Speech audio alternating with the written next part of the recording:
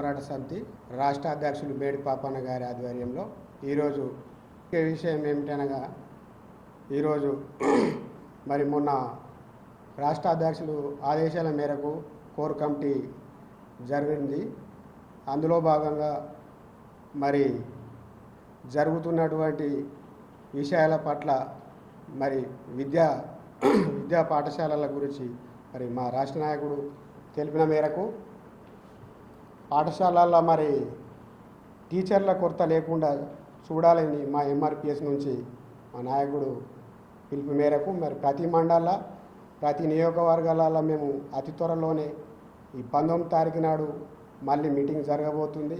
అంతలోపల ప్రతి మండలంలో మేము ఈ పాఠశాల విద్యార్థుల కోసము మరి టీచర్ల కొరత లేకుండా మాదిగ ఉపకులాల విద్యార్థులు కానీ మా టీచర్లు కానీ ఎక్కడైనా కొరత లేకుండా చూడాలని దాని మీద అందులో భాగంగా ప్రైవేటు స్కూళ్ళల్లో కూడా మరి మా మాదిగ ఉపకులాల పిల్లలకు రిజర్వేషన్ ప్రకారంగా ఫీజులు వసూలు చేయాలా. మరి పెద్ద ఎత్తున మాకు వసూలు చేస్తే మరి కట్టలేని పరిస్థితిలో మేము ఉన్నాం కాబట్టి దాని మీద మేము ప్రతి పాఠశాలల్లో ప్రతి ఎంఆర్ఓకు కానీ ఎండిఓకు కానీ విన్నవించబోతున్నాం.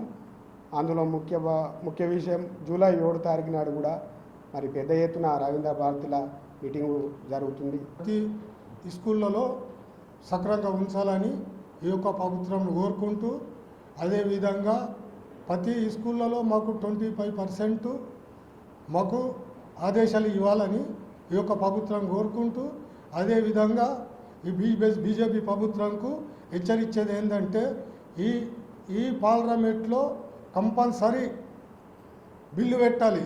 బిల్లు పెట్టకపోతే మాత్రం ఇక్కడ మాత్రం తెలంగాణ మొత్తము తెలంగాణ మొత్తము ఎక్కడ చూసినా ఎక్కడైనా పెద్ద ఎత్తున ఉద్యమాలు లేపుతాము. ప్రతి గ్రామంలో ఎక్కడ బీజేపీ ఎమ్మెల్యేనే కానీ బీజేపీ ఎంపీలనే కానీ ఇక్కడ అలా ఇంట్లు ముట్టడి చేసేది పక్కా.